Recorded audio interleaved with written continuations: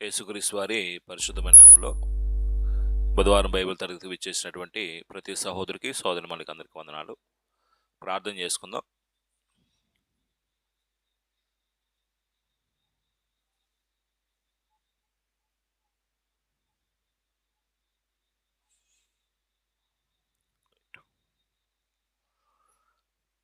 ప్రార్థన.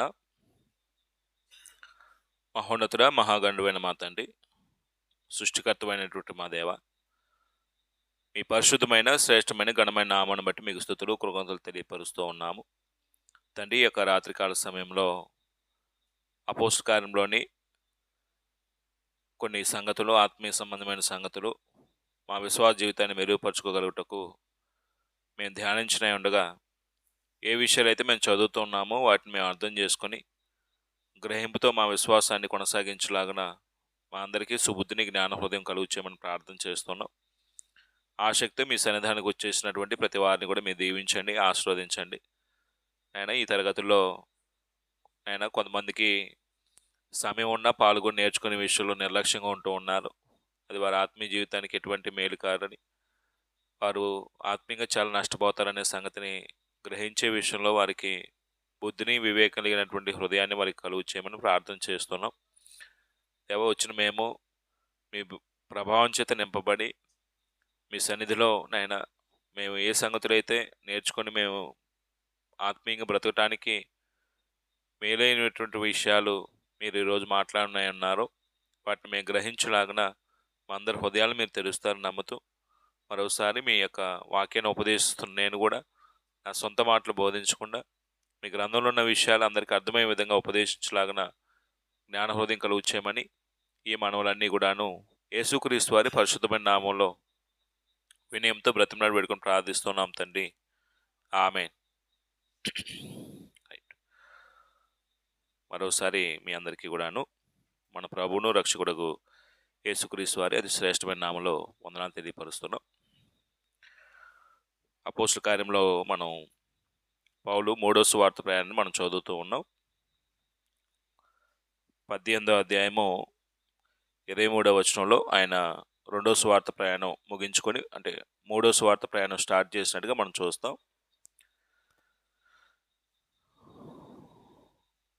ఎక్కడి నుంచి ప్రయాణం స్టార్ట్ అయిందంటే సిరియాలోని అంత్యోకియ నుంచి ప్రయాణం స్టార్ట్ అయింది. గల్తియా, ఫ్రుగియా ప్రాంతాల మీదుగా ఎఫెస్కి వచ్చాడు. ఎఫెస్లో ఇంచుమించుగా 3 సంవత్సరాల పాటు పరిచయం చేశారు. ఎఫెస్లో గొప్ప అల్లరి రేగింది. అల్లరి ముగిసిన తర్వాత పౌలు మాసిదోనియా, గ్రీస్కి వచ్చారు. అంటే గ్రీస్ నుంచి సిరియా వెళ్ళే ప్రయత్నం చేసినప్పుడు మళ్ళా మాసిదోనియా వైపు మళ్ళాడు. మాసిదోనియా నుంచి ఎక్కడికి వెళ్ళాడండి? మళ్ళీ త్రోయకి వచ్చాడు. త్రోయలో అక్కడ ఎన్ని రోజులు ఉన్నట్లుగా చూసాం మనం. రోజులు చెప్పాడండి త్రోయలో. అంటే 7వ వచనంలో త్రోయలో జరిగిన సంగతి ఏంటంటే 20వ అధ్యాయం 7వ వచనంలో, ఆదివారం మేము రొట్టె విరుచు కూడినప్పుడు మరునాడు వెళ్ళనై ఉండి, అంటే త్రోయకి వచ్చి అచ్చట 7 దినాలు ఉన్నాడండి. 6వ వచనంలో చూస్తే 7 దినాలు ఉన్నాడు. అక్కడ ఒక ఆదివారం వచ్చింది, ప్రభుదిన మందు దేవుణ్ణి ఆరాధించే విషయంలో వాళ్ళు సంఘంగా కూడుకున్నారు. పౌలు యొక్క ఆలోచన ఏంటంటే మరునాడు వెళ్ళిపోదాం అనుకుంటున్నాడు. రాత్రి ఎక్కువ సమయం విస్తరించి మాట్లాడాడు. అక్కడ ఐతూక్ అనే వ్యక్తి కిటికీలో గుండి జోగురుపడి చనిపోతే అతను బ్రతికించాడు. అక్కడ నుంచి ప్రయాణం ముందుకు సాగింది. ఓడ ఎక్కి అస్సుకు వచ్చారు. అస్సు నుంచి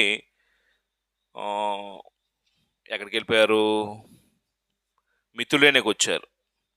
మితులోని నుంచి కియోస్కి వచ్చారు. కియోస్ నుంచి సమోస్కి వచ్చారు. సమోస్ నుండి 17వ వచనంలో మిలేతుకు వచ్చారు. అప్పుడు మిలేతుకు వచ్చినప్పుడు పౌలు యొక్క ఆలోచన ఏంటంటే సాధ్యమైతే పెంతెకోస్తు పండుగ సమయానికి యెరూషలేము వెళ్ళిపోవాలి, అక్కడికి వచ్చిన వారికి వాక్యం చెప్పడానికి అవకాశం ఉంటుంది అనుకున్నాడు.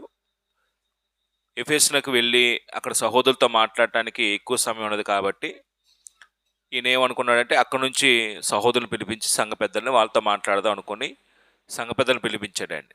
అప్పుడు సంఘ పెద్దలతో పిలిపించి మాట్లాడిన మాటలో 20వ అధ్యాయంలో ఒక 2 మాటలు చెప్తారా? ఏదైనా మాట్లాడిన విషయాలు, 20 అధ్యాయంలో చెప్పుకున్న విషయాలు ఒక 3 వారాలు 4 వారాలు చదువుకున్నాం మనం.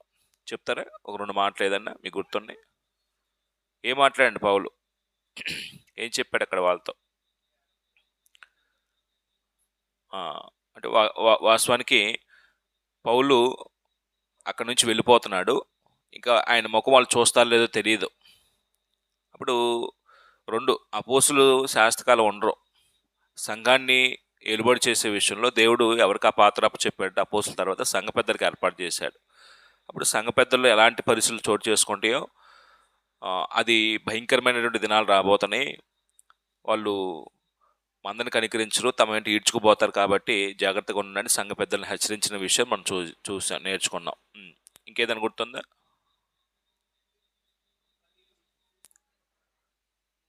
అక్కడ సేవాపరిచయం ఎలా చేశారు చెప్పాడు ఆయన. 3 సంవత్సరాల పాటు కన్నీళ్లు విడుచు మీ మధ్య నేను సేవ చేసిన అంటాడు. ఎందుకు కన్నీళ్ళు అంటే బోధ విషయంలో వ్యతిరేకత వచ్చింది. కొన్ని సందర్భాల్లో అంగీకరించలేని యూదుల వల్ల బాధపడ్డాడు. కొంతమంది మార్గం తప్పిపోతున్న వారి విషయంలో బాధపడతారు. అప్పుడైనా ఇప్పుడైనా సువార్థికుడికి వాక్యం చెప్తున్నప్పుడు వ్యతిరేకించే వాళ్ళ విషయంలో ఏడుస్తాడు. అంగీకరించి అలా బ్రతకపోయినా సువార్థికుడు వాళ్ళ విషయంలో ఏడుస్తాడు. అంటే అప్పుడైనా ఇప్పుడైనా సువార్థికుడికి ఆ పరిస్థితులు ఎదురవుతాయి. ఇంకేదైనా గుర్తుందా మీకు?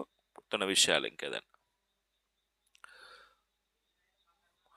అంటే పౌలు ఎప్పుడు కూడాను వాళ్ళ దగ్గర స్వార్థంతో పనిచేయలేదండి.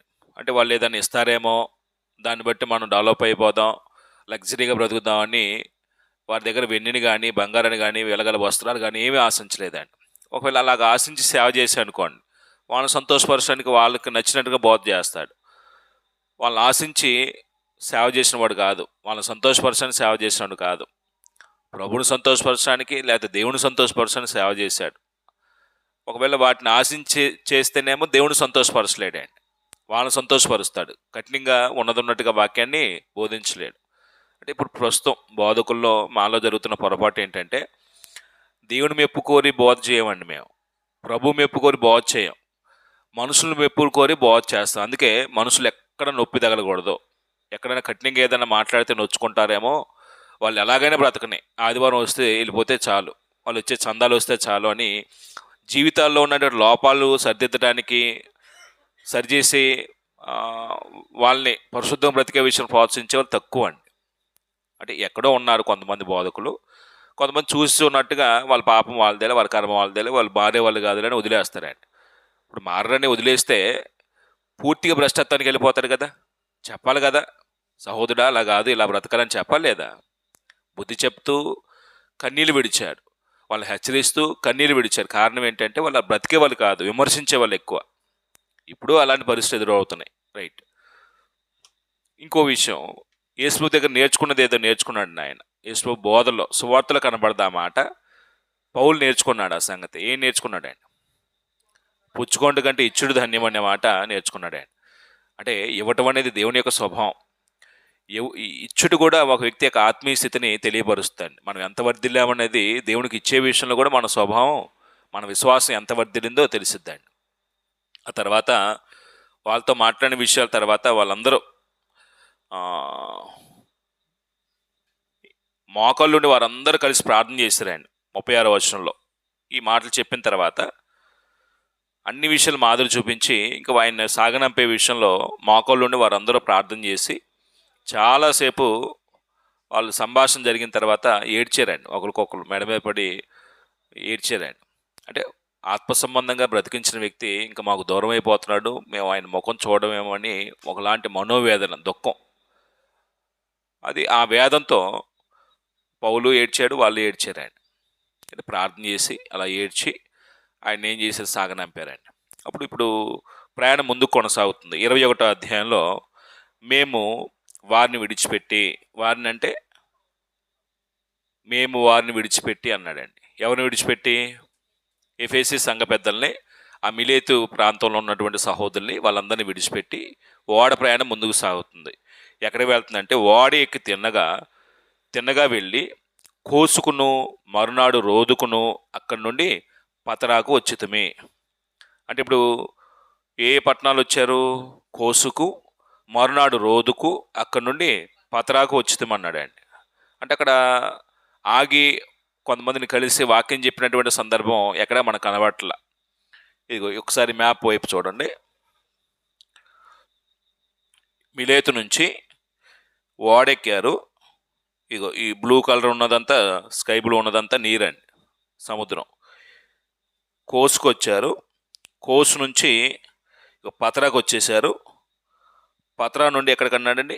పతరా కంటే ముందు కోసు, రోదు. ఇగో రోదు అనేది ఇగో రెడ్డిష్లో ఉంది చూడండి, రెడ్ కలర్. ఇది కోసు, ఇది రోదు. రోదు నుండి పతరాకు వచ్చారు. అంటే ప్రయాణం ఏమవుతుందంటే, ఈయన ఎక్కడికి వెళ్ళాలనుకుంటున్నాడు? యెరూషలేం వెళ్ళాలి పండుగ సమయానికి. అప్పుడు పతరా నుండి ఎక్కడికి వెళ్ళాడంటే, ఇప్పుడు అక్కడ మధ్యలో ఎవరిని కలిసి వాక్యం చెప్పినట్టు మనకు ఆనవాళ్ళు కనపడలేదు. 2వ వచనంలో, అప్పుడు ఫినికేకి వెళ్ళబోచున్న ఒక ఓడను చూచి దాన్ని ఎక్కి బయలుదేరితమి. అంటే పతరాలో ఇక్కడ నుండి వచ్చినటువంటి ఓడ దిగారండి. ఇక్కడ ఒక ఓడ మారారు. ఎక్కడికి వెళ్ళేది? ఫినికే వెళ్ళేది ఓడ. ఫినికే అనగానే మీకు ఏదైనా గుర్తొస్తా? ఫినికే రైట్. ఫినికే వెళ్ళే ఓడ చూచి దాన్ని ఎక్కి బయలుదేరుతామన్నాడు. కుప్రకు ఎదురుగా వచ్చి దాన్ని ఎడమ తట్టున విడిచి సిరియా వైపుగా వెళ్ళి తూరులో దిగుతుమి. ఫినికే ఎక్కడ ఉంటుంది దాని మ్యాప్లో?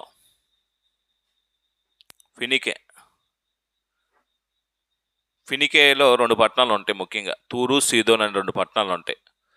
తూరు ఎప్పుడైనా విన్నారా? తూరు, సీదోన్ పట్టణాలు ఏంటంటే, తూరులో ఉన్నటువంటి ఏదైనా సంఘటన ఏదైనా తెలుసా మీకు? తూరు యెరూషలేం దేవాలయం కట్టబడుతున్నప్పుడు తూరు రాజు మ్రాణులు తీసుకొని వస్తాడండి సొలొమోను కాలంలో. అంటే గొప్ప గొప్ప దేవదారు మ్రాణుల్ని ఇగో ఇక్కడ ఉండిద్దండి, తూరు, సీదోను. ఇక్కడ ఫినికే దేశంలో తూరు, సీదోన్ 2 పట్టణాలు. ఈ ఫినికే అప్పుడు పతరా నుంచి తూరుకు వచ్చేసాడు. పతరా నుంచి ఓడ ఎక్కి ఫినికే దేశం, ఆ దేశంలో 2 పట్టణాలు ఉన్నాయి, తూరు, సీదోను. ఏ పట్టణం వచ్చారు వీళ్ళు? తూరులో దిగితిమి అన్నాడండి 3వ వచనంలో. అప్పుడు అక్కడ ఏం జరిగిందంటే, అక్కడ ఓడ సరుకులు దిగుమతి చేయవలసి ఉండెను. అంటే ఓడ సరుకులు దిగుమతి చేయటువంటి ఆ ఓడలో, షిప్లో ఉన్నటువంటి సరుకులంతా దించుతారండి. అంటే మనం ఎప్పుడు చూడలేదు, మీరు ఎవరైనా చూసారు? నేనైతే ఎప్పుడు చూడలేదండి. అంటే ఇప్పుడు సరుకులు దించడం అంటే ఎంత సమయం పట్టిద్దండి? అంటే రోజులు పట్టిద్దంట అండి. అంటే షిప్ని మనం డైరెక్ట్గా చూసిన వాళ్ళం కాదు. ఏదో చిన్న చిన్న పడవలు చూసాం తప్ప, బోట్లు చూసాం తప్ప, లాంచీలు చూసాం తప్ప, పెద్ద పెద్ద ఓడను చూసిన వాళ్ళం కాదండి. సరుకులు ఎత్తటం లేట్ అయ్యిద్దంట, దాంట్లో స్టోర్ చేయటం. ఎందుకంటే రోజుల తరబడి ప్రయాణం చేసేదాన్ని, సంవత్సరాల తరబడి, నెలల తరబడి ప్రయాణం చేసే ఉంటాయండి. కాబట్టి అలాంటప్పుడు ఎంత సరుకులు ఉంటాయండి. కాబట్టి 7 రోజుల పాటు వాటిని ఏం చేశారు? దించుతూ ఉన్నారండి. వాళ్ళు 7 రోజుల పాటు అక్కడ ఉండి తూరులో కొంతమంది సహోదరులు కలుసుకొని వాక్యం చెప్పి ఉంటాయండి పౌలు. చూద్దాం ఒకసారి 3వ వచనంలో, అక్కడ ఓడ సరుకులు దిగుమతి చేయవలసి ఉండెను. మేము అక్కడున్న శిష్యులను కనుగొని 7 దినములు అక్కడ ఉంటుమి. వారు నీవు యెరూషలేంలో కాలు పెట్టవద్దని ఆత్మ ద్వారా పౌలుతో చెప్పిరి.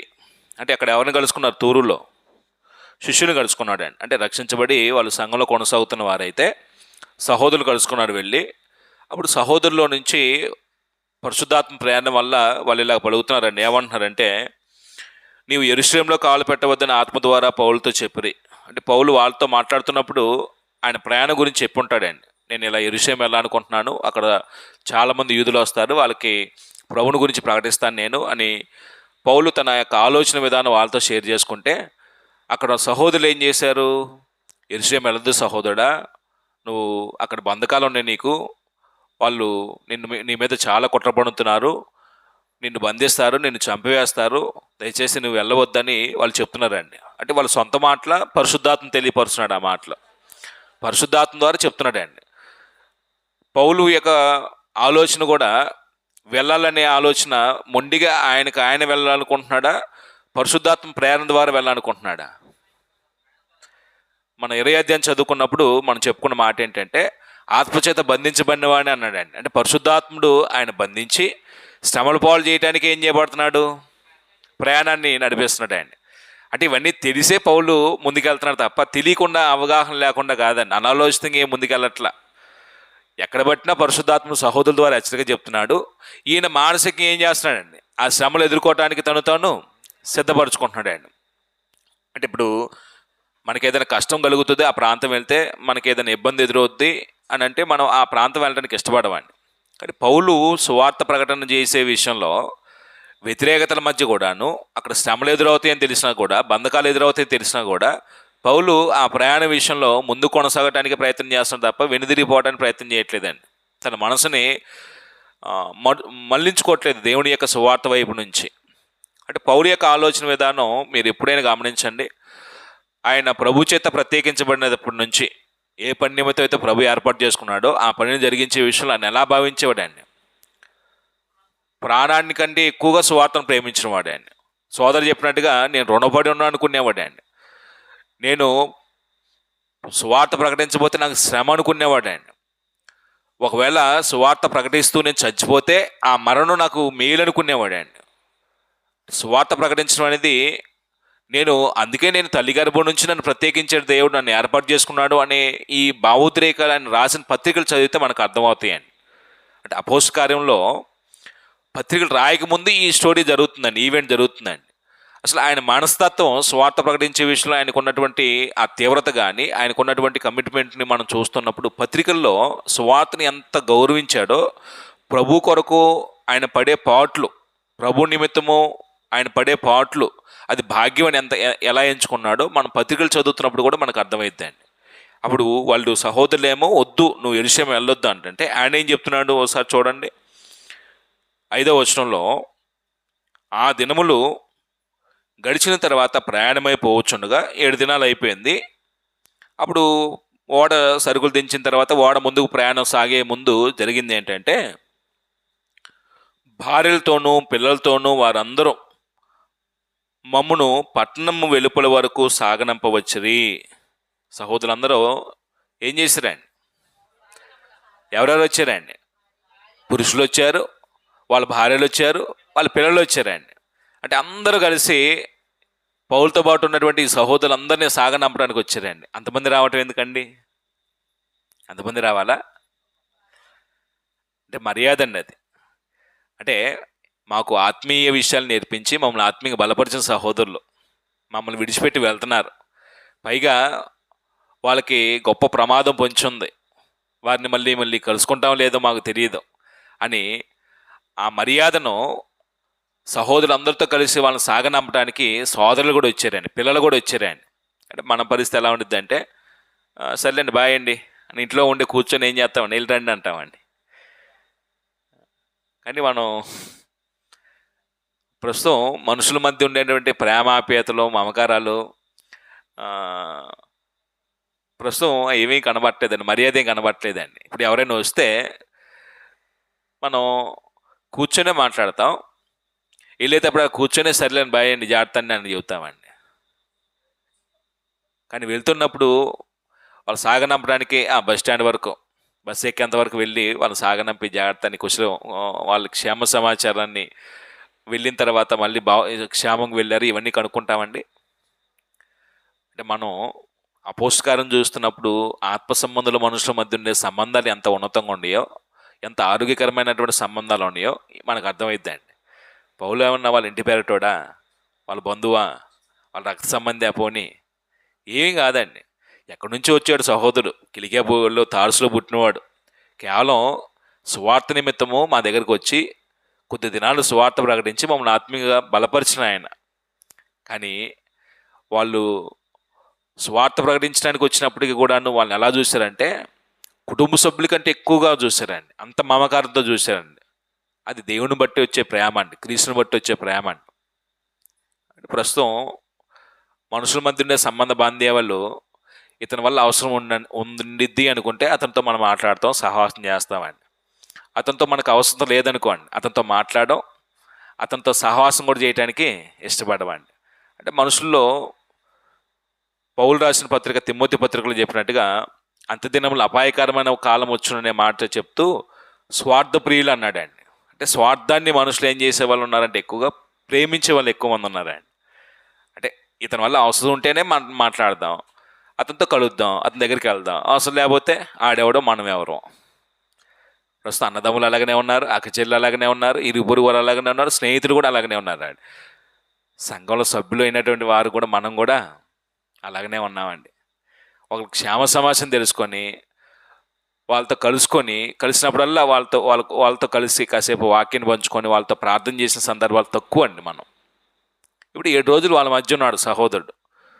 ఇప్పుడు ఎక్కడి నుంచో వచ్చారు వీళ్ళు. అక్కడ ఉన్నటువంటి క్రీస్తు యొక్క సంఘాన్ని ఏం చేశారండి? సహోదరుని రాగానే తెలుసుకోలేరు, రాగానే డైరెక్ట్గా వచ్చేస్తారంటే అది సాధ్యం అవ్వదు అన్ని సందర్భాల్లో. అప్పుడు ఏం చేసి ఉంటారు? ఇక్కడ క్రీస్తు యొక్క సంఘం ఎక్కడుండేది, సహోదరులు ఎక్కడున్నారు, క్రైస్తవులు ఎక్కడున్నారని కనుక్కొని వెతుక్కుంటూ వస్తారండి. అంటే వాళ్ళకున్న మనసు ఏంటంటే పౌలుతో పాటు సువార్త పరిచయం నిమిత్తము అక్కడున్న స్థానిక సహోదరులు మేము కలుసుకోవాలి, వారితో సహవాసం కలిగి ఉండాలని మనసు ఉందండి. 2, వీళ్ళు ఎలాంటి మనస్తత్వం కలిగిన వారంటే ఎక్కడి నుంచి వచ్చారు సహోదరులు, దేవుని ప్రేమను బట్టి దేవుని వాక్యాన్ని మాకు ప్రకటించే అపోస్తులు కానీ, అపోస్తులతో ఉన్నటువంటి అక్కడ ఉన్నటువంటి సహోదరులు కానీ మాకు వాక్యం నేర్పిస్తారని వాళ్ళని ఏం చేశారండి?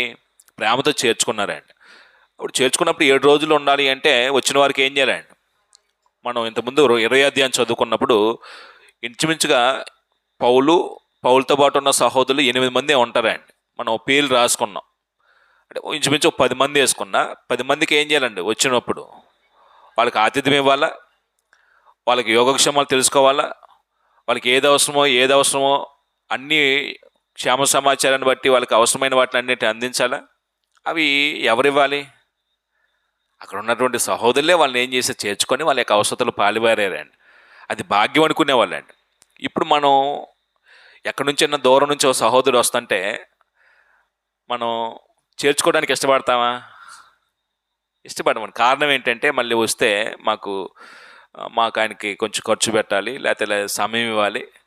ఇప్పుడు మాలో కూడా మనస్తత్వాలు ఎలా ఉంటాయి అంటే, సహోదరులు ఎవరన్నా వస్తారని తెలిస్తే ఇంట్లోనే ఉంటాడు, లేకపోతే ఊర్లో ఉంటాడు, ఊర్లో లేవు బ్రదర్ అంటాడండి. ఊర్లో లేవండి మేము, ముందు చెప్పాల్సిన బ్రదర్ అంటాడండి. అంటే ఇక్కడే ఉంటాడు కానీ లేని బ్రదర్ అంటాడండి. వస్తే ఏం చేస్తారు వాళ్ళు? 2-3 వచ్చారనుకోండి, మళ్ళీ వాళ్ళకి సపరే చేయాలి, ఖర్చు పెరిగిద్ది మాకు, ఈ భారం అనుకొని ఉండి కూడా లేవని చెప్పే పరిస్థితి వస్తాయండి.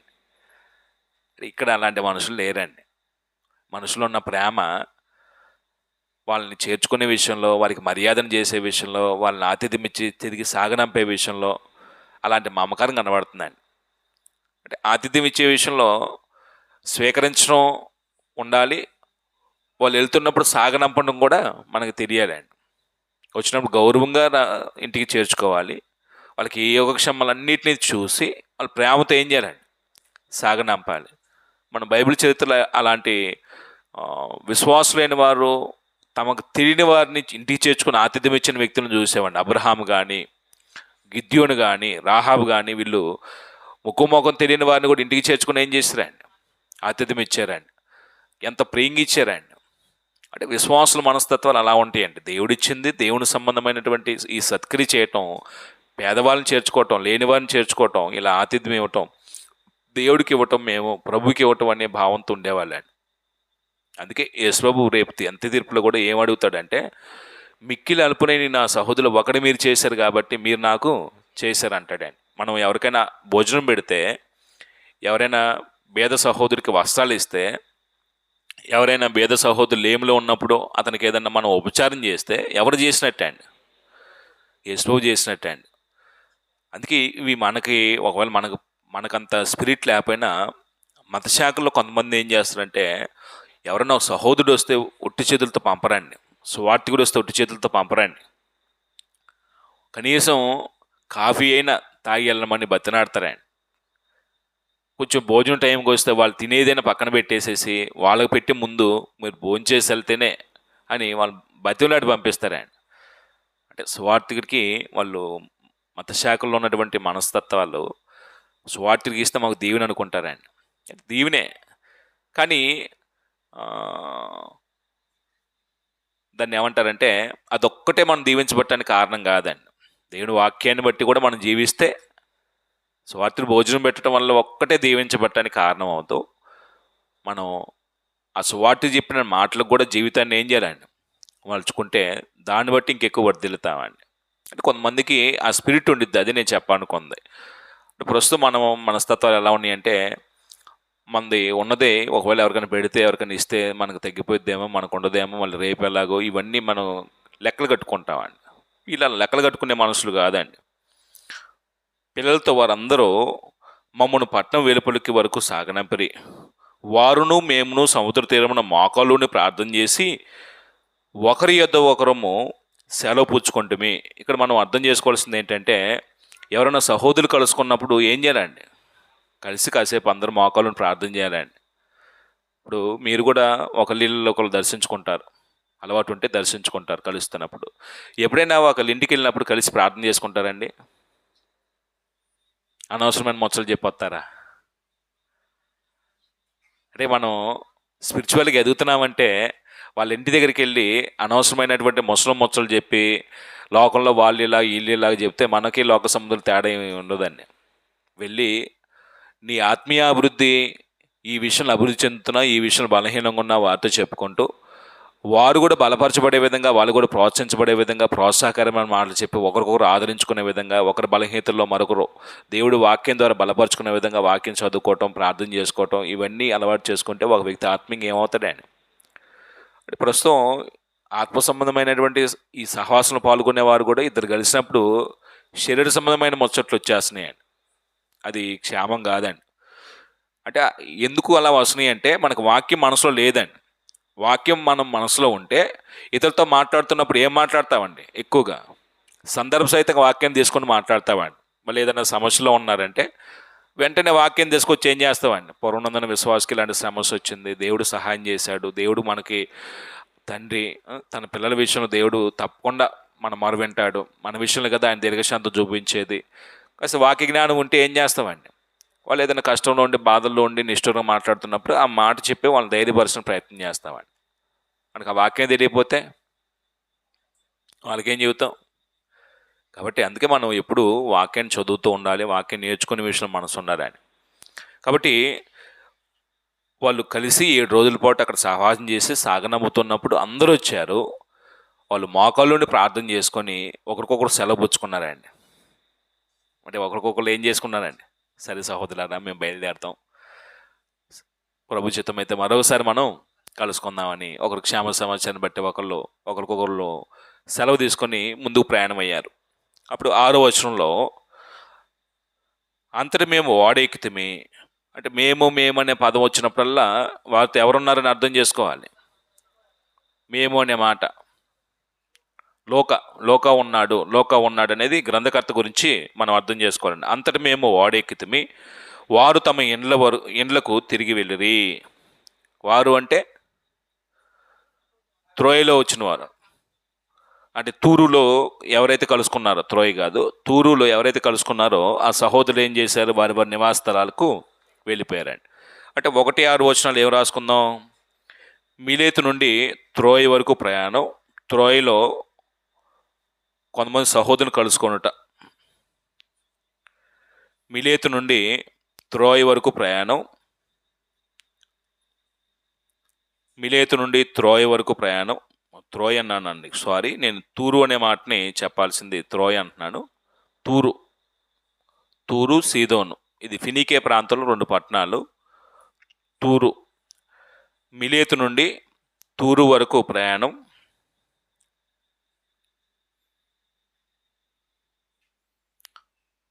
తూరులో కొందరు సహోదరులను కలుసుకొనుట.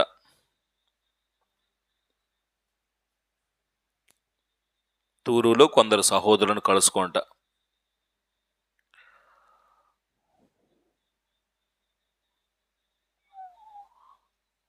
7వ వచనం నుండి మేము తూరు నుండి చేసిన ప్రయాణం ముగించి తొలిమేకు వచ్చి, అంటే తూరు నుండి ప్రయాణం ఎక్కడికి వచ్చింది? కొంచెం కింది భాగంకి వచ్చారండి, తొలిమేకు వచ్చారు. అంటే ఇదంతా సిరియా ప్రాంతం అండి. వాడిప్పుడు సిరియా ప్రాంతం వెళ్ళే వైపు ఓడ వెళ్తూ ఫినేకే నుంచి వీళ్ళు ఏం చేశారంటే స్ట్రైట్ వే వెళ్ళిపోకుండా వీళ్ళు పడమర వైపు తిరిగేశారండి. వాళ్ళకి అంటే ఇక్కడ అన్న మాట ఏంటంటే 2వ వచనంలో ఫినేకికి వెళ్ళబోచిన ఓడ ఎక్కి దానికి కుప్ర వరకు ఎదురుగా వచ్చిన తర్వాత ఎడమ తట్టును విడిచి సిరియా వైపుగా వెళ్ళి అంటున్నాడండి.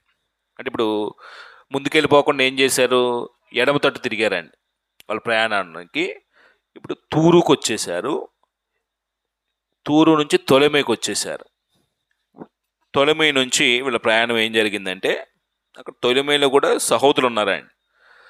సహోదరులను కుశలమడిగి వారి యొద్ద ఒక దినం ఉంటమే. అంటే తొలిమేకి వచ్చిన తర్వాత కూడా అక్కడ సంఘం ఉన్నారు. సంఘంలో ఉన్న సహోదరులు కలుసుకొని ఒకరోజు గడిపారండి. అంటే వారితో కూడా ఆ రోజు ఏం చేసి ఉంటారండి, వాక్యాన్ని పంచుకుంటారు. వాళ్ళని ఆత్మీయంగా బలపరిచే విధంగా వాళ్ళని ప్రోత్సహించుంటారు. ఆ తర్వాత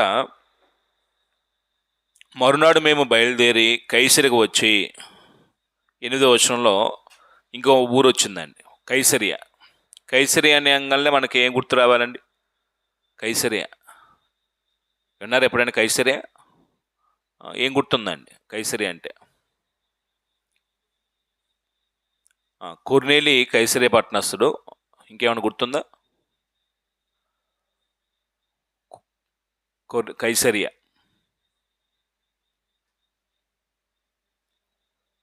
రైట్. అంటే ఈ కైసరిలో ఓడరే ఉండిద్దండి. ఓడ అక్కడే దిగుతారు. ఇప్పుడు పౌలు ఎక్కడికి ప్రయాణం అవ్వాలనుకున్నా అంటే యెరూషలేము వెళ్ళాలనుకుంటున్నాడు. అంటే కైసరులో దిగి ఆయన రోడ్డు మార్గం గుండా యెరూషలేము వెళ్తాడండి. అంటే ఈ కైసరి అనేది కైసరు చక్రవర్తి అనే వ్యక్తి పేరు మీద, అంటే సీజరస్ అగస్టస్, సీజరస్ అంటారు చూడండి, రోమీలు పరిపాలించే చక్రవర్తుల్ని కైసర్ అంటారు కదా. అంటే రోము సామ్రాజ్యాన్ని పరిపాలించే చక్రవర్తులు అక్కడ ఉండే స్థలాన్ని బట్టి ఆ ఊరిని లేకపోతే ఆ పట్టణాన్ని కైసరి అని అంటారంటండి. అప్పుడు ఇక్కడ దిగిన తర్వాత పౌలు ఏం చేస్తాడంటే రోడ్డు మార్గం గుండా యెరూషలేము వెళ్తాడండి. చూద్దాం ఒకసారి. 8వ వచనంలో కైసరికి వచ్చి ఇక్కడ ఒక సంఘటన చెప్తున్నాడండి. మరునాడు మేము బయలుదేరి కైసరికి వచ్చి 7గురిలో నొకడును సువార్తికునైన ఫిలిప్పు ఇంట ప్రవేశించి అతని యుద్ధ ఉంటిమి. 7గురిలో ఒకడును సువార్తికునైన ఫిలిప్పు ఇంట అంటున్నాడు. ఎవరు 7గురు? పరిచారకులు 7గురు అండి. మనం 6వ అధ్యాయం చదువుకున్నాం. 6వ అధ్యాయంలో 7గురు పరిచారకులు భోజనం పెట్టే విషయంలో సమస్య వచ్చినప్పుడు దాన్ని పరిష్కరించడానికి 7గురు పరిచారకులను ఏర్పాటు చేసుకోండి. స్టెఫను, ఫిలిప్పు, ప్రొకానారు, నికోలసు, ఇలాగ కొంతమంది, ప్రొకోరు, ఇంకొక ఇద్దరు, అంటే 7గురిని ఆత్మ పూర్లుగా చేసి దేవుని యొక్క కార్యాలు జరిగించడానికి వాళ్ళని ఏర్పాటు చేసిన విషయం మనం 6వ అధ్యాయం చెప్పుకున్నాం. ఈ 6గురిలో, అంటే 7గురిలో ఈయన ఫిలిప్పు అపోస్తులు ఒకడు కాదు, పరిచారకులు ఒకడండి. ఇప్పుడు ఆయన ఎక్కడున్నాడు? కైసర్లో ఉన్నాడండి. మనకి 8వ అధ్యాయంలో కనబడ్డాడు. మళ్ళీ ఎప్పుడు కనబడుతున్నాడు అండి? 21వ అధ్యాయంలో కనబడుతున్నాడు. ఆయన కుటుంబ నేపథ్యం గురించి కొన్ని విషయాలు చెప్పాడు ఇక్కడ. ఆయనకంటే అండి, కన్నికలుగా ఉన్న 4 కుమార్తెలు అతనికి ఉండిరి, వారు ప్రవచించువారు. అంటే ఫిలిప్కి 4 కుమార్తెలు ఉన్నారు, కన్నికలు, వాళ్ళకి వివాహం కాలేదు, వాళ్ళు ప్రవచించేవారు అనబడ్డారండి. అంటే ప్రవచించేవారు అంటే పరిశుద్ధాత్మ వాళ్ళ చేత ప్రవచింపజేసే శక్తిని ఇచ్చాడండి. ప్రవచన వరం కలిగిన వారిగా ఉన్నారు. అయితే ఇప్పుడు అపోస్తల కార్యం మనం 2వ అధ్యాయం చెప్పుకున్నప్పుడు కూడా యావేలు ప్రవక్త చెప్పిన మాటలో పేతురు ప్రస్తావించాడు. అంత్యదినమున యందు ప్రతివాని మీద ఆత్మ కుమ్మరిస్తాను, మీ కుమార్తెలు ప్రవచించుతారని చెప్పాడు చూడండి. ఈ కుమార్తెలు ప్రవచించిన విషయం ఇక్కడ కనబడిద్దాను మనకి. కుమార్తెలు ప్రవచిస్తారనే విషయం ఇక వీళ్ళ దగ్గర మనం చూస్తాం అన్నమాట.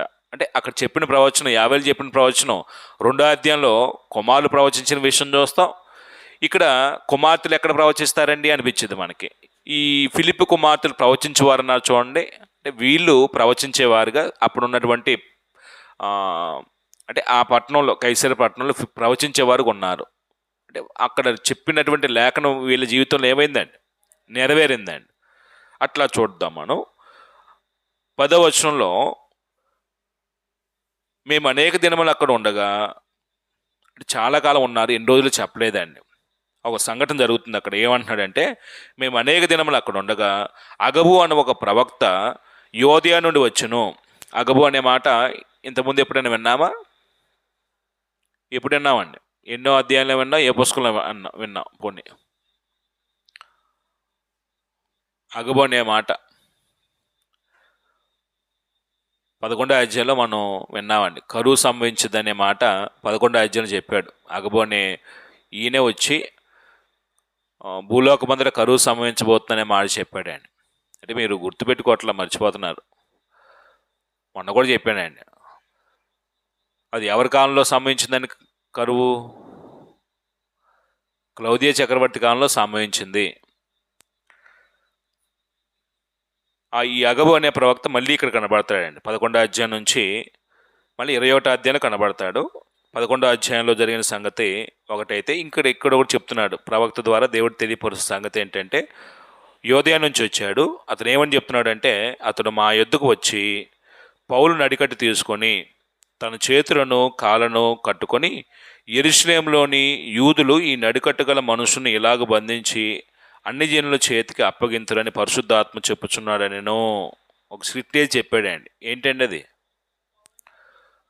పౌలు నడికట్టు తీసుకొని కాళ్ళు చేతులు కట్టుబడేసుకున్నాడండి.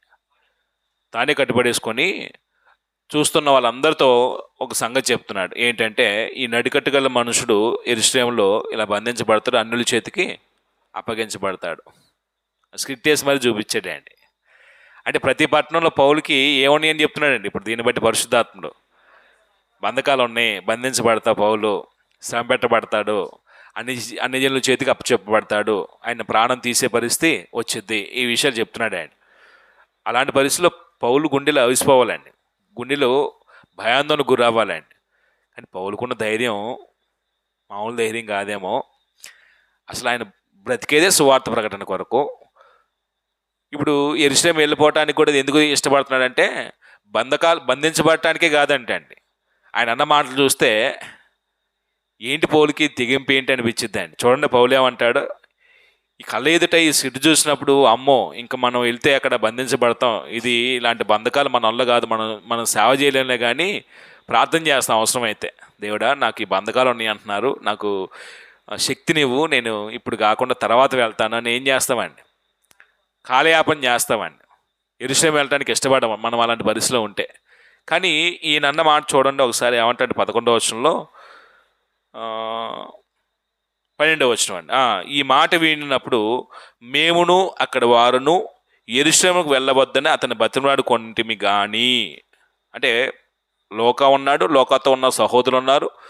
అగబు అనే ప్రవక్త చెప్పిన మాట విన్న తర్వాత అక్కడ అందరం కలిసి ఏం చేశారంటే, పౌలు రిక్వెస్ట్ చేశారంటే, పౌలా నువ్వు యెరూషలేము వెళ్ళొద్దు, సహోదరుడా నువ్వు బంధించబడతావని ఇట్లాగా ప్రవక్త కూడా చెప్తున్నాడు, దయచేసి వెళ్ళొద్దని ఆయన బతినాడారు. ఆయన పౌలు అంటాడు, ఈ మాట విన్నప్పుడు మేము పౌలు 13వ వచనం, పౌలు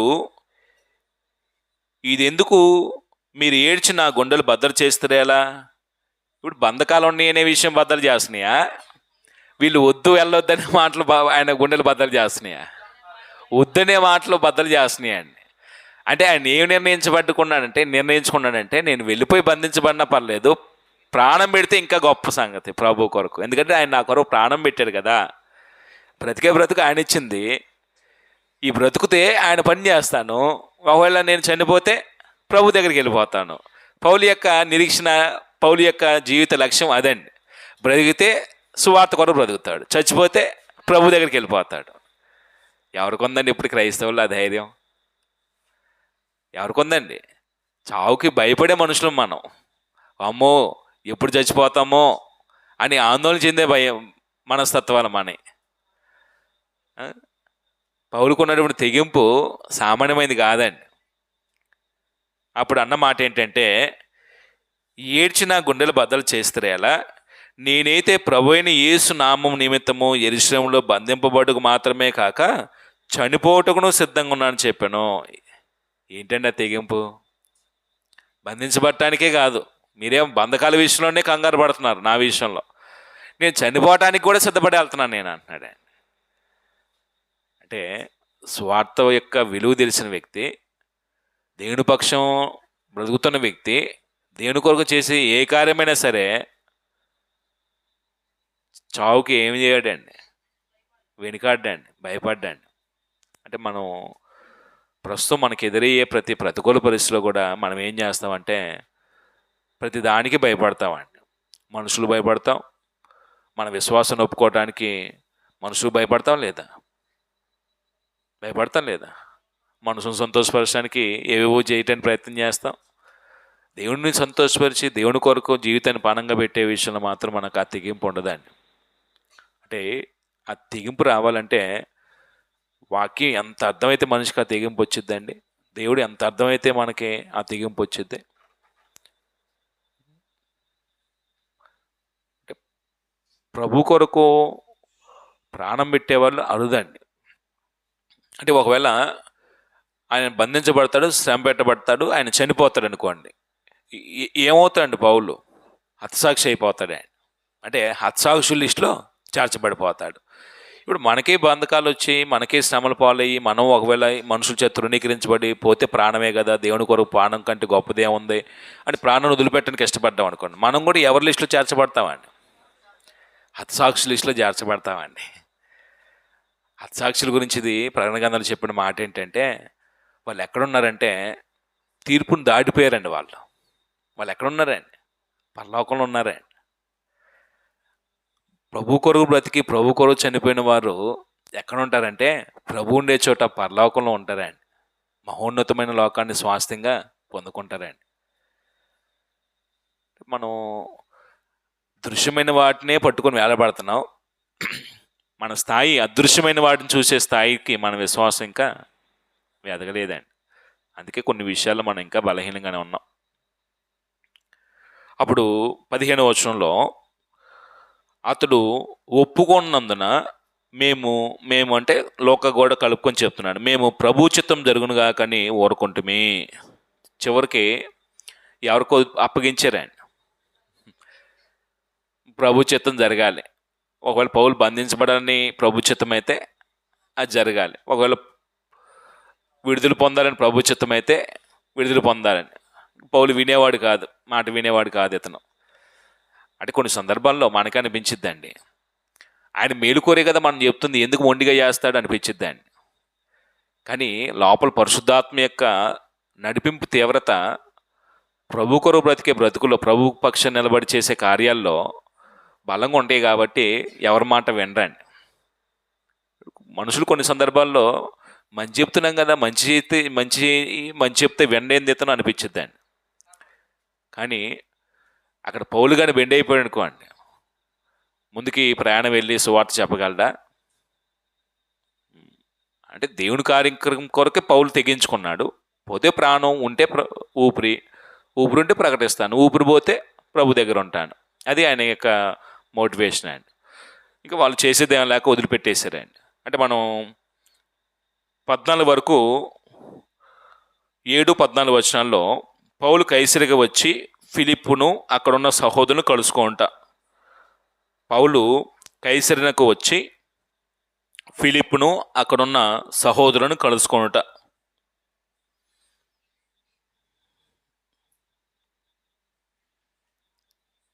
ఫిలిప్పును అక్కడున్న సహోదరులను కలుసుకొనుట 21వ అధ్యాయము 7, 12, 14 వచనాల్లో.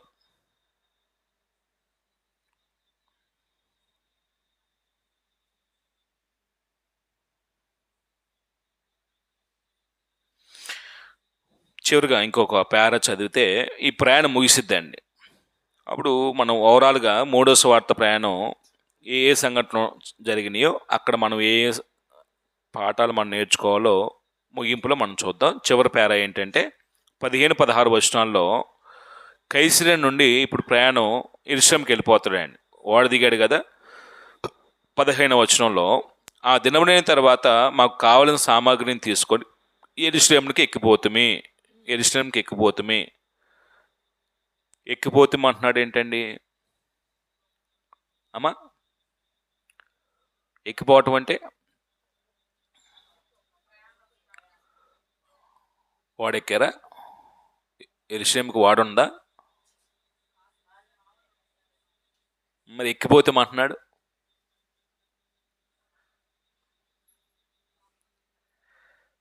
ఆ దినములైన తర్వాత మాకు కావాలని సామాగ్రిని తీసుకుని యెరూషలేముకి ఎక్కిపోతుంది. సామాగ్రిని పట్టుకున్నారు, అవసరమైన వాటిని సహోదరులతో కలిసి పౌలు, లోకా వీళ్ళందరూ కలుసుకొని వెళ్ళిపోతున్నారు. ఎక్కిపోతామంటున్నాడు.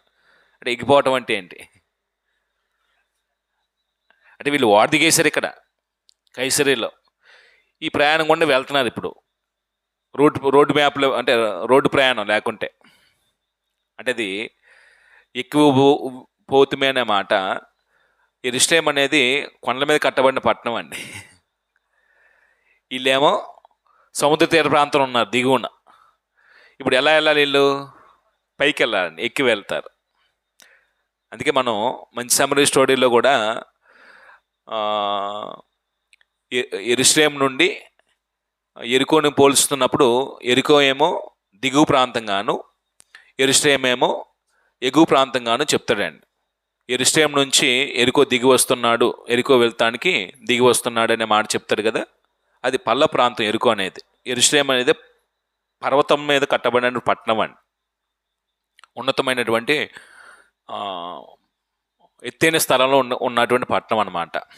ఇక్కడ యెరూషలేము ఎక్కిపోతూ ఇంకో విషయం చెప్తున్నాడు. ఏంటంటే 16వ వచనంలో, మరియు కైసరు నుండి కొందరు శిష్యులు మొదటి నుండి శిష్యుడిగా ఉండిన కుప్రీడైన నాసోను ఇంట మేము దిగవలనని ఉద్దేశంతో అతన్ని వెంట పెట్టుకొని మాతో కూడా వచ్చిరి. ఇప్పుడు ముందే అక్కడ వెళ్ళిన తర్వాత ఎక్కడ దిగాలో కూడా ఒక ఆలోచనతో అతను వెంట పెట్టుకుని వచ్చారంటాడు. 16వ వచనం ఏమన్నాడంటే, మరియు కైసరు నుండి కొందరు శిష్యులు మొదటి నుండి శిష్యుడిగా ఉండిన కుప్రీడైన నాసోను ఇంట మేము దిగవలనని ఉద్దేశంతో అతను వెంట పెట్టుకుని మాతో కూడా వచ్చిరి. ఇప్పుడు మాతో కూడా వచ్చారంటే లోకా కూడా వాళ్ళతో కలిసి వచ్చాడు. ఇప్పుడు ఎక్కడ స్టే చేసి ఉంటారండి వీళ్ళందరూ కలిసి? కైసర్ నుంచి ఈ సహోదరులందరూ కలిసి వచ్చిన వాళ్ళందరూ ఈ నాసోను ఇంట స్టే చేస్తారండి. అంటే అక్కడ బస్ చేసి ఉంటారండి. అంటే ఆతిథ్యం ఇవ్వటం అనేది చిన్న మనసులు కాదండి. అది ఇంతమంది ఒక ఇంటికి వస్తున్నప్పుడు వాళ్ళకి భోజనం పెట్టాలి, వారికి పడుకోవటానికి షెల్టర్ ఇవ్వాలి, పొద్దున్నే ఒకవేళ లేస్తే టిఫిన్ పెట్టాలి. ఇవన్నీ పరిచయం చేయటం అనేది చిన్న మనసు కాదండి, గొప్ప మనసు అండి. అది దేవుని పిల్లల యొక్క మనస్తత్వం అండి. విసుక్కుంటే మనసు లేకపోతే మనం చేయలేమండి, మనసు ఉంటే చేయగలం. ఇప్పుడు 17 నుంచి మేము యెరూషలేముకు వచ్చినప్పుడు సహోదరులు మమ్మల్ని సంతోషంతో చేర్చుకోండి. అక్కడ సహోదరులు ఎలా చేర్చుకున్నారండి? సంతోషంగా చేర్చుకున్నారండి. అంటే దేవుని పని జరిగించే మనుషులు దేవుని పని నిమిత్తం మా ప్రాంతం వచ్చారు కాబట్టి వాళ్ళని ఎలా చేర్చుకున్నారండి? సంతోషంగా చేర్చుకున్నారండి. 17తో 3వ సువార్త ప్రయాణం ముగిసిపోయిద్దండి. ఇప్పుడు పరిశుద్ధాత్మ ప్రతి పట్టణంలో పౌలుకి ఏం సంభవిస్తుందని చెప్పాడండి? బంధకాలు. పౌలు తర్వాత బంధించబడతాడు. ఆయన ఏం చేస్తారంటే రోమ్కి తీసుకెళ్తారండి. అంటే ఇక్కడ నుంచి ఇంకా మనకి ప్రయాణం ఉండదు, అంటే సువార్త ప్రయాణం ఉండదు. ఏ ప్రయాణం ఉండిద్ది అంటే రోమ్ ప్రయాణం ఉండిద్దండి, రోమా ప్రయాణం. కైసరికి వెళ్తాడు. కైసర్లో విమర్శించడానికి ప్రయత్నం చేస్తే అక్కడ న్యాయం జరగదు. పౌలు అంటాడు, నేను కైసరి ఎదుటే నా విన్నపాన్ని, నా కేసు నేను వాదించుకుంటానని నా పర్మిషన్ ఇవ్వమంటారు. అలాగా 25, 26, 27 అధ్యాయాల్లో ఫేస్ దగ్గర, ఫిలిక్స్ దగ్గర, అగ్రిపరాగస్ దగ్గర, ఇట్లాగా అధిపతులందరి దగ్గర విమర్శించబడి చివరికి 28వ అధ్యాయంలో, అంటే 27 అధ్యాయం రోమ్కి వెళ్ళిపోతాడు ఆయన. అక్కడ 2 సంవత్సరాలు ఆయన ఒక అద్దె ఇంట హౌస్ అరెస్ట్లో బంధించబడి దేవుని రాజ్యాన్ని గురించి, క్రీస్తు నామాల గురించి ప్రకటిస్తూ ఉంటాడు. 28వ అధ్యాయము సువార్త ప్రకటిస్తూ ఉండేననే మాటతో ముగించబడిద్దండి. ఆయన మరణించిన విషయం అక్కడ రాయబడుతూ 2 సంవత్సరాల తర్వాత పౌలు మళ్ళీ విడుదల పొందుతాడు. విడుదల పొందిన తర్వాత కొంతకాలం సువార్త ప్రకటించి మళ్ళీ బంధించబడతాడు ఆయన. మళ్ళీ బంధించబడి రోమ్కి వెళ్ళిపోయిన తర్వాత అక్కడ రోమాచర్లో ఉన్నప్పుడు రెండోసారి బంధించబడిన సందర్భంలో ఆయన మరణాకాల సమయంలో 2వ తిమోతి పత్రిక, 2వ పత్రిక రాస్తాడు ఆయన. అంటే మొదటిసారి చెరలో ఉన్నప్పుడేమో ఫిలిప్పీ పత్రిక, ఫిలెమోను పత్రిక, కొలస పత్రిక, ఎఫెసు పత్రిక, ఈ పత్రికలు రాస్తాడు ఆయన. ఈ 4 పత్రికలు మొదటిసారి బంధించబడ్డప్పుడు రాశాడు. తర్వాత విడుదల పొంది వచ్చిన తర్వాత తిమోతికి లేఖ రాస్తాడు ఆయన విడుదల పొందిన తర్వాత. మళ్ళా బంధించబడతాడు. రోము చెరలో బంధించబడి అక్కడ ఆయన మరణం కన్ఫర్మేషన్ అయిద్దండి ఆయనకి. నేను చచ్చిపోతానన్న సంగతి ఆయనకు అర్థమైద్ది. ఒకసారి నేను చూడాలి పౌలు అని, అంటే పౌలు తిమోతిని చూడాలని ఒక లేఖ రాసి కబురు పంపుతాడు ఆయన. ఆయన మరణం ఒక విశ్వాస సంబంధమైన జీవితం కొనసాగించిన వాడిని పోరాటం ఎలా ముగిసిద్దో 2వ పత్రికలు రాశాడు ఆయన.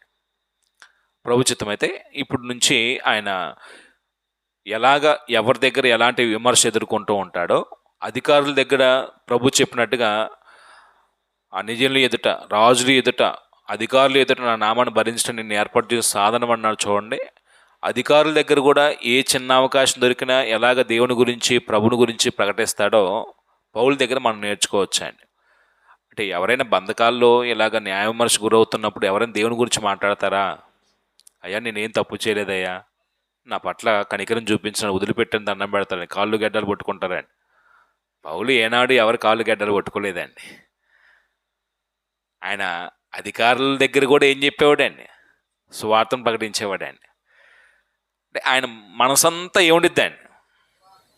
ఎవరిని కలిసినా, ఎవరు ఎదుర్కొన్నా, ఎవరి దగ్గర ఉన్నా ఎప్పుడు ఏం మాట్లాడుతుండేవాడండి? దేవుని గురించి, ప్రభుని గురించి, దేవుడు వల్ల ఆయన పొందిన మేలు గురించి, ఆయన జీవితంలో జరిగిన ప్రతి సంఘటన వెనకాల దేవుని జోక్యాన్ని గురించి ఈ విషయాలు షేర్ చేసుకుంటూ ఉండేవాడండి. ఇప్పుడు పౌలు జీవితం సామాన్యమైన జీవితం కాదండి. అంటే స్వార్థికుడు నిజంగా పౌలు జీవితాన్ని అర్థం చేసుకుంటే సేవ చేస్తే పౌలులాగా చేయాలి అనుకుంటాడండి. యేసుప్రభు జీవితం అర్థమైతే బ్రతికితే యేసుప్రభులాగా బ్రతకాలనుకోవాలండి. సేవాపరంగా పౌలులాగా, బ్రతికే విషయంలో యేసుప్రభులాగా, అది మన జీవిత లక్ష్యం కావాలండి. నేను ముగిస్తాను. ప్రభుచిత్తం అయితే మనం నెక్స్ట్ అంటే ఇది 16 వరకు, అంటే 17 వరకు రాసుకున్నామా? 15, 16 పౌలు కైసరు నుండి యెరూషలేము వచ్చుట.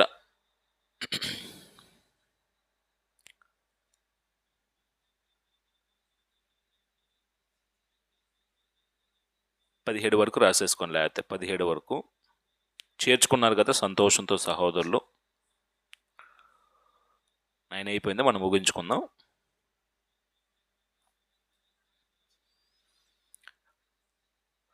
అంటే మీరు బైబిల్ చదువుతున్నప్పుడు ఏం చేయాలంటే ఆ స్టోరీలో మనల్ని మనం పెట్టుకుంటే కొంచెం దాన్ని ఏమంటారంటే అనుభూతి చెందుతామండి. ఇప్పుడు పౌలు మేడ మీద పడి అందరూ ఏడ్చారు. కరెక్ట్గా ఆ ఈవెంట్లో మనం ఉంటే మనం ఉన్నట్టుగా ఒకసారి అలా ఊహించుకుంటే ఆ పిక్చరైజేషను మనలో ఒక ట్రాన్స్ఫర్ తీసుకెళ్తామండి. మనం సహోదరులతో ఇలాంటి సంబంధ బాంధాలు మనకు ఉండట్లేదని ఏం చేస్తామండి, కొంచెం భావోద్రేకానికి గురవుతామండి. అలాగనమాట. ఆ సువార్తికుడు మనకి వాక్యం చెప్పేసి వెళ్తున్నప్పుడు సరే బ్రదర్ బాయ్ అంటాం కాదండి. వీళ్ళు ఏం చేశారండి? పురుషులు, స్త్రీలు, పిల్లలు మొత్తం వచ్చారండి సాగనంపడానికి. మర్యాద అండి అది. అంటే ఒక సహోదరుడు మనల్ని విడిచి వెళ్తున్నప్పుడు, ఒక సహోదరి కానీ మన దగ్గరుండి వెడబాటే వెళ్తూ ఉన్నప్పుడు వాళ్ళని సాగనంపటం మర్యాద అండి. అంటే మనం ఆ ప్రయాణంలో మనం కూడా ఏమవ్వాలండి, వాళ్ళతో పాటు అడుగులు వేసుకుంటూ వెళ్ళాలండి. అలాగే ఇన్వాల్వ్ అయిపోవాలండి చదువుతున్నప్పుడు. అది మనల్ని నిద్రావస్థలోకి నడిపించదు. వాళ్ళని ఏదో ఆ గాలిలో తేలినట్టుగా ఆలోచనలు వెళ్ళిపోవు అన్నమాట. అంటే ఆ ఈవెంట్లోకి ఏం చేయాలి, మనం వెళ్ళిపోతే కొంచెం గుర్తుండిపోతాయి అండి అలాగా. అంటే మనం ఎంత ఈజీగా వాక్యాన్ని అర్థం చేసుకోగలమో, గుర్తుంచుకోగలమో అంత ఈజీగా గుర్తుపెట్టుకోవాలండి. మనం అర్థం కాని భాషలో నేర్చుకోవట్లేదు, అర్థమయ్యే విషయాల్లోనే మనం చర్చించుకుంటున్నాం. అధ్యాయాలు చదవట్లేదండి. మహా అయితే 2 పేరాలు 3 పేరాలు మనం చదువుకుంటున్నాం, చిన్న చిన్న పేరాలు. అవి కూడా మనం గుర్తుపెట్టుకోలేకపోతే మన పిల్లలకి మనం ఏమి నేర్పుకోలేవండి. అంటే ఈరోజు ఏం చెప్పారనేది కూర్చొని మీరు ఏ పనిలో ఉన్నా ఈరోజు ఈ విషయాన్ని నేర్చుకున్నాం. ఓహో, పౌలు 3వ సువార్త ప్రయాణం మిలేతు పెద్దలతో మాట్లాడిన తర్వాత ఓడెక్కి ముందుకు వెళ్ళాడు. అంటే ఇక్కడ తార్సు ఆయన పట్టణం. తూరులో 7 రోజులు కదండి ఉంది. ఆ తూరులో 7 రోజులు ఉన్నాడు. అక్కడ సహోదరుని కలుసుకున్నాడు. అక్కడ సహోదరులందరూ సాగనంపారు వాళ్ళని. మళ్ళీ ఫిలిప్పిని కలుసుకున్నాడు కైసరికి వెళ్ళిన తర్వాత. అక్కడ సహోదరులతో కలుసుకొని అక్కడ అగబు ప్రవక్త చెప్పాడు. ఒక స్కిట్ వేసి మరి చూపించాడు బంధకాలం నేను పౌలుకి. ఆ బంధకాలకు భయపడలే పౌలు.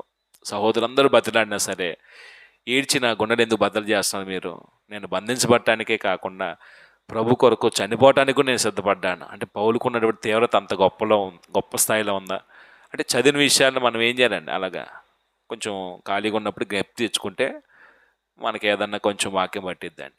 అలా కాకపోతే శరీరం ఎక్కడుండి మనసేటో ఉంటే మాత్రం ఉపయోగం ఏమీ లేదండి. ప్రార్థన చేసుకుని మనం ముగించుకుందాం. ప్రార్థన. పరిశుద్ధులకు మా తండ్రి, కృపాసత్య సంపన్నుకు మా దేవ, మీ ఘనమైన శ్రేష్టమైన ఉన్నతమైన నామాన్ని బట్టి మీకు స్తుతులు తెలియపరుస్తూ ఉన్నాము.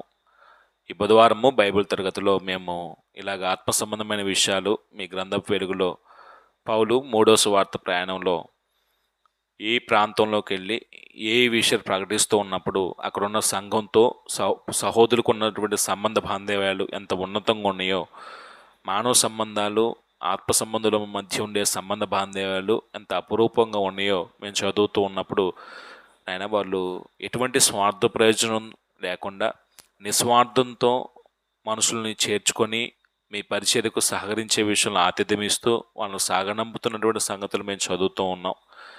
ఆత్మ సంబంధంగా బ్రతుకుతున్న మనుషుల మధ్య నైనా ఏ లాభాపేక్షను ఆశించకుండా కేవలం మీ ప్రేమను బట్టి నైనా మీ పరిచర్య జరిగిస్తున్న వారిని చేర్చుకొని వారిని సువార్త పరిచర్యలో ప్రోత్సహించుటకు వారు చూపించినటువంటి శ్రద్ధ, ఆసక్తి, చొరవ, వారు చూపించిన మర్యాద నేటి తరం మేము కూడా నేర్చుకొని మనుషుల మధ్య మాలో ప్రేమాప్యాతలు పెంపొందించుకొని గౌరవమన్నలు పెంపొందించుకొని మనుషుల్ని ప్రేమతో చేర్చుకోవటం, ప్రేమతో వారికి ఆతిథ్యం ఇవ్వటం, ప్రేమతో సాగనంపటం, ఇలాంటి సద్గుణాలను మేము అలవర్చుకోగలిగే జ్ఞానం మాకు దయచేయమని ప్రార్థన చేస్తున్నాం.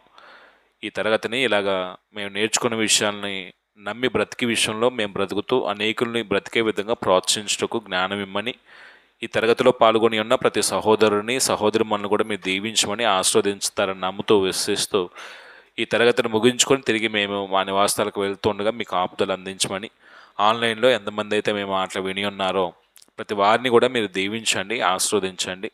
మీ కృపా హస్తాలకు ప్రతి ఒక్కరిని అప్పచెప్తూ వారికి ఉన్న ప్రతి బంధకాల్లో కావలసినటువంటి మీ కాపుదల క్షేమాన్ని మీ యొక్క కృపను వారి పట్ల చూపిస్తారని, వారికి ఉన్నటువంటి అవసరాలన్నింటిలో కూడా మీరు తోడే ఉండి ఆత్మీయంగాను భౌతికంగాను ప్రతి విషయంలో మీకు ఆయన మీ తోడు, మీ కాపుదల, మీ క్షేమాన్ని బట్టి సురక్షితంగా బ్రతుకులాగిన సహాయం ఇమ్మని ప్రార్థనా సహాయం కోరిన వారందరి విషయంలో, వారి వ్యాధి బాధల్లో, కుటుంబ సమస్యల్లో నెమ్మదిగా సుఖంగా బ్రతికే విషయంలో తోడే ఉండండి.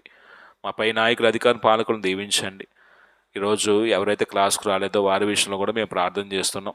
వారు కూడా సంఘాన్ని ప్రేమించి సంఘ సహవాసాన్ని గౌరవించి మీ వాక్యం నేర్చుకుని విశ్వాస సంబంధం జీవితాన్ని మెరుగుపరుచుకునే సుబుద్ధిని ప్రతి వారికి దయచేస్తారని నమ్ముతూ ఈ మనవులన్నీ యేసుక్రీస్తు వారి పరిశుద్ధ నామంలో వినయంతో బ్రతిమలాడుకొని ప్రార్థిస్తున్నాం తండ్రి. ఆమేన్. ప్రభునామమున మీ అందరికీ వందనాలండి. సోదరులకి సోదరుమణులకి